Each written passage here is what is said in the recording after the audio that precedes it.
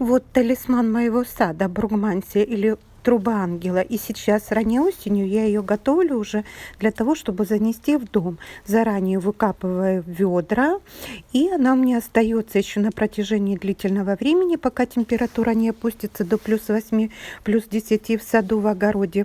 И очень хорошо, когда идет дождик проливной, она акклиматизируется и даже сохраняет бутоны, которые тоже могут цвести у меня в доме, если есть освещение.